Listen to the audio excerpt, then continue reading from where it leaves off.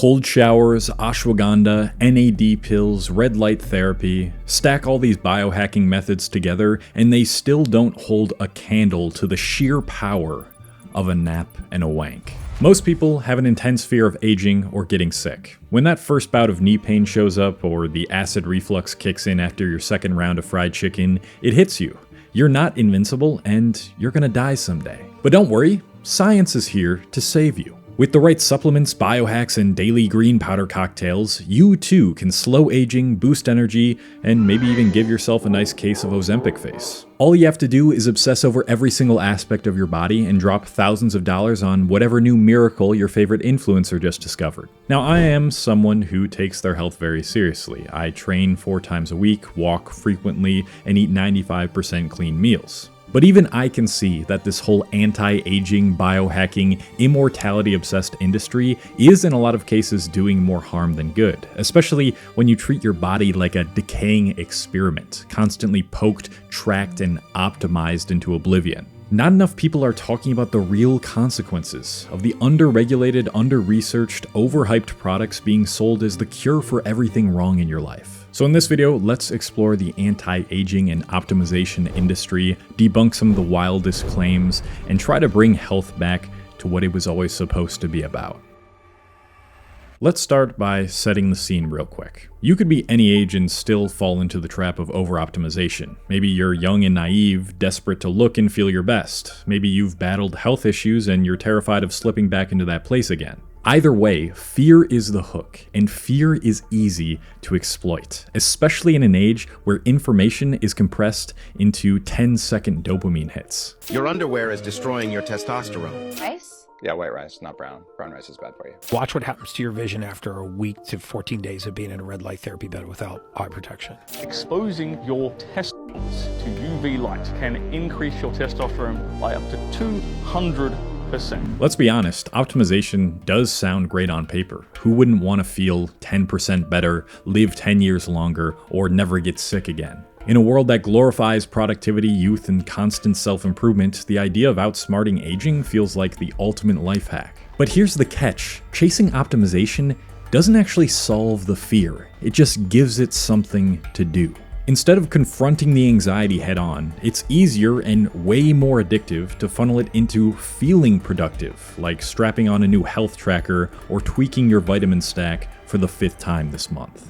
You know what's actually a valid fear we have these days though? Getting all of our personal information data mined by hackers or big corporations who sell our data for profit. If you want to protect yourself from data breaches, you should check out today's sponsor, Incogni. According to the annual data breach report by the Identity Theft Resource Center, data breaches went up by 72% in 2023 compared to the previous year. I don't know if you've ever seen these people search sites, but a lot of them, due to data breaches, have all of your family's personal info from your phone number to your address. I remember when a complete stranger found my home address online when I was still living with my parents, and they sent me this really weird hate mail based off a YouTube video I made, and since then I've been very adamant about removing my personal info from the internet. Scammers have also been increasingly using voice data from data leakers and create AI voices of the voices of friends and family to trick victims into sending them money. Kind of wild how creative scammers are getting these days. I mean, they have to at this point. When you create an account with Incogni and share some personal information, which of course they won't share, they'll contact 230 plus data brokers on your behalf to request they remove your personal info. They also keep your data off the market by doing repeated removals, taking it down if it shows up again. Don't let these big corporations or scammers take advantage of your data. So if you're interested in protecting your family and yourself's personal info, then you can click the link in my description and use my unique code, which is on screen right now, and you will get 60% off their annual plan. Besides the overarching fear of aging, biohacking and over-optimization are also incredible ways to create businesses that solve problems that never existed before the businesses did. And there's no better example than one of the internet's favorite supplements, athletic greens. In talking about this, I am ruining any potential chance at a future sponsorship with them, but that wouldn't be the first time that I burned bridges with the company after discovering their shady marketing tactics. Full transparency, I have taken an athletic green sponsorship in the past, and after showing you what I'm about to show you, I wish I hadn't. Athletic Greens' flagship product, AG1, promotes itself as a more-in-one solution. It's marketed as a multivitamin with prebiotics, probiotics, greens and superfoods, adaptogens for stress, digestive enzymes, and more. But how much of each of these do you actually get? Let's start with the gut health claims, the prebiotics and probiotics. AG1 lists apple powder as its main prebiotic fiber source, but the entire product only contains 2 grams of fiber total. That's around 5 to 8% of your recommended daily intake of 28 to 30 grams, which most experts say is already too low for optimal health. You'd actually get more prebiotics just by eating a single apple. As for the probiotics, AG1 includes 7.2 billion CFUs per serving.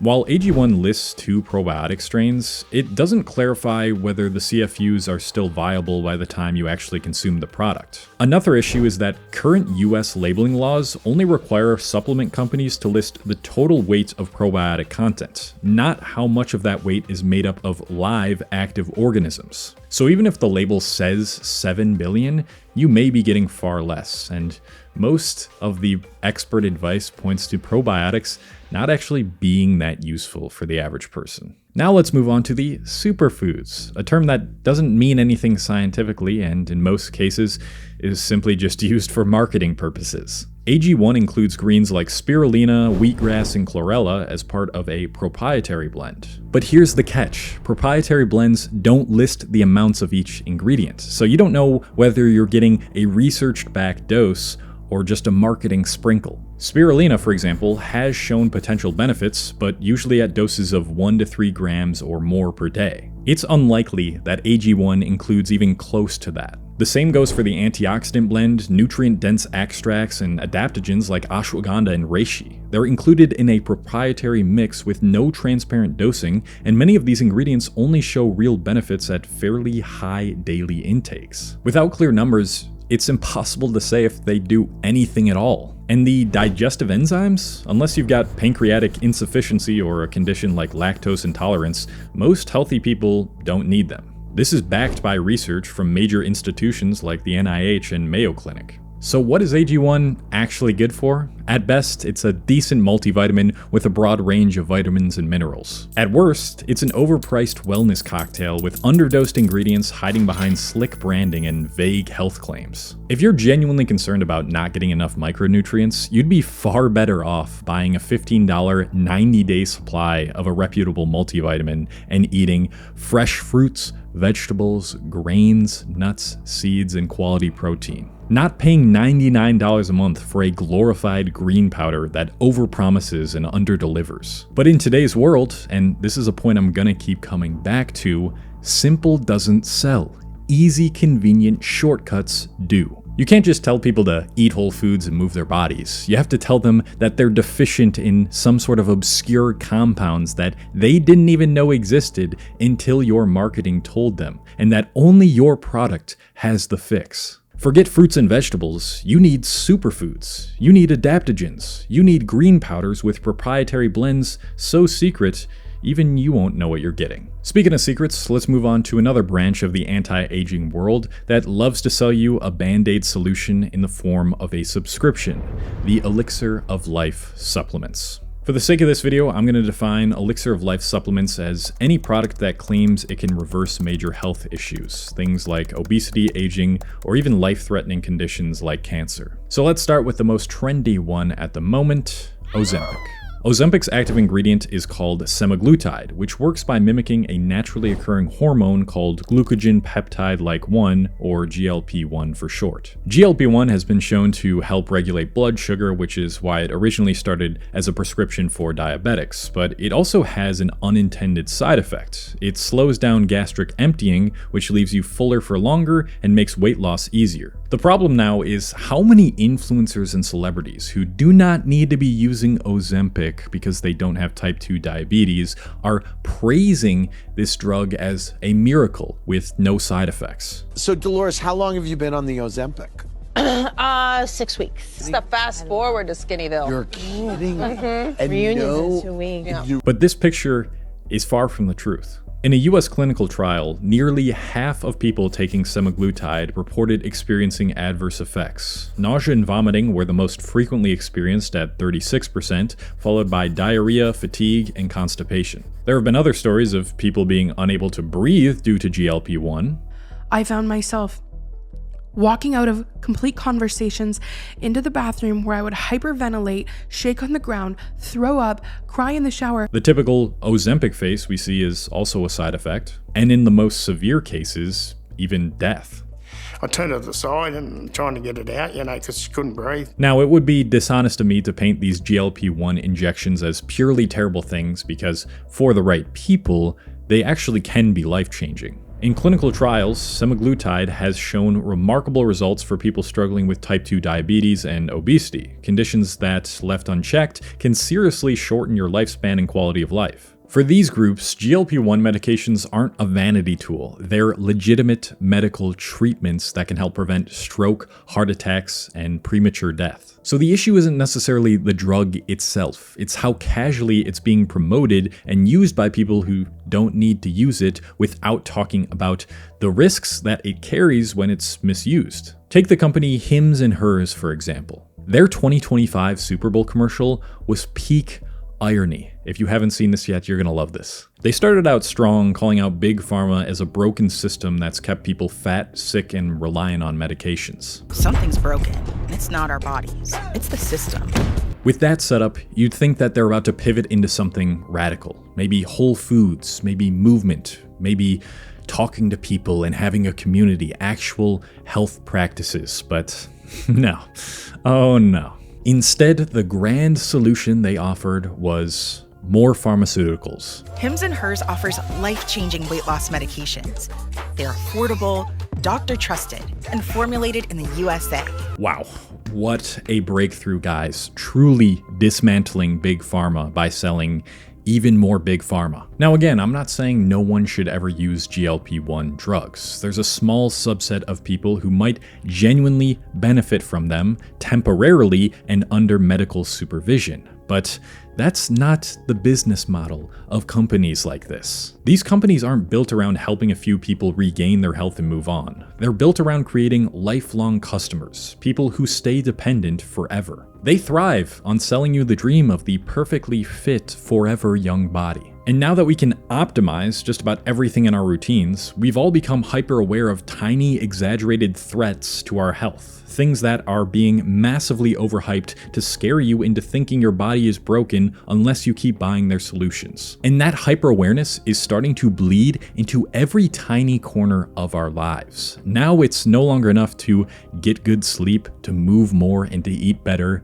You've got to be terrified of everything. Your polyester underwear is destroying your testosterone. Decreases sperm counts, decreases male hormones like testosterone, decreases your fertility. Red light therapy is being framed as a miracle that massively boosts recovery and performance. The red light from this product can benefit your health in a variety of ways, from improving circulation, to reducing pain and swelling, to even stimulating hair growth. Cold showers are supposedly spiking your testosterone and shredding fat effortlessly. If you want to strip fat off your body, get in cold water 3 to 6 minutes a day. Your unfiltered shower water is ruining your hair and soaking your skin in toxic chemicals. Showering without a shower filter can be worse than drinking the water that has the chlorine in it. You need a handful of obscure supplements every morning to detox your body and prevent cancer. Okay, NAC is even used for COVID patients because it helps get rid of the mucus in your lungs. Eating anything out of plastic is being treated like drinking poison. Did you see the new study? Eating out of plastic actually can cause heart failure. And seed oils? Apparently, they're the hidden killer lurking in every processed meal you've ever eaten. These seed oils were originally created as machine lubricants, and they should have stayed that way.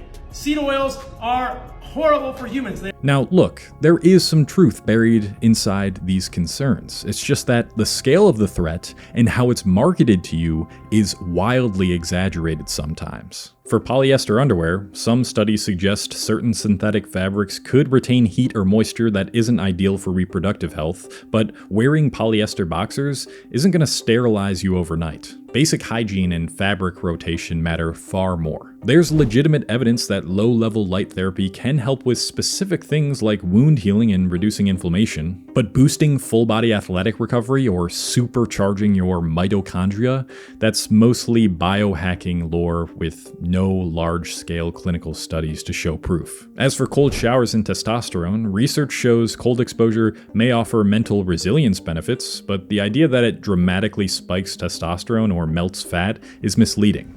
As for unfiltered shower water, depending on where you live, tap water can carry chlorine, metals, and forever chemicals that may irritate sensitive skin, but for the average healthy adult, shower water isn't a massive threat to your health or hair unless your local water is seriously contaminated. For obscure detox supplements, things like glutathione, NAC, or chlorophyll are heavily marketed for daily detox. While some of these are promising in medical contexts, there's little evidence that healthy people benefit from daily megadoses. Your body's liver and kidneys already detox you for free. Now, microplastics, they are real. We now know they show up in human bloodstreams. But again, context matters. Chronic heavy exposure may pose risks over decades, but occasionally microwaving something in plastic isn't going to completely destroy your health and your hormones. And now we gotta talk about the most controversial one.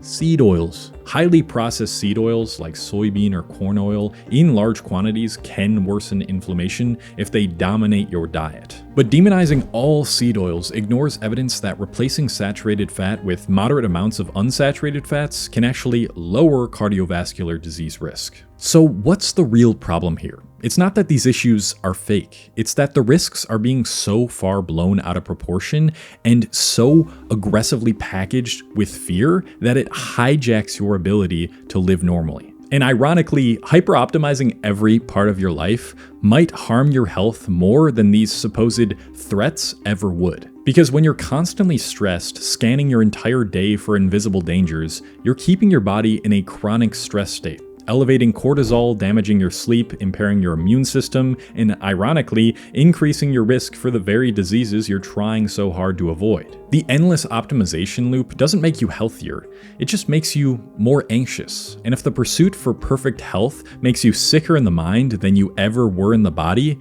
was it ever really about health in the first place? This is where the real kicker comes in, the ironic biohacking paradox. The same people most susceptible to exaggerating, polarizing health claims, those already stuck in fear, sickness, and anxiety, are the same ones making that fear, sickness, and anxiety worse by obsessing over every tiny area of their lives. Instead of doing what actually fixes the problem for the vast majority of people, eating a wide variety of whole foods, training with a mix of resistance and cardio, spending real time with friends, and getting quality sleep. Take it from someone who used to have pretty bad insomnia, constant knee pain, what was probably IBS, and overwhelming anxiety. None of this flashy optimization stuff is a replacement for the basics. I thought cold showers were the fix for my energy and endorphins. Turns out switching to hot showers a year ago helped regulate my nervous system and let me actually relax. I thought my digestion issues, the constant oscillation between constipation and, well, the opposite, meant I needed probiotic supplements.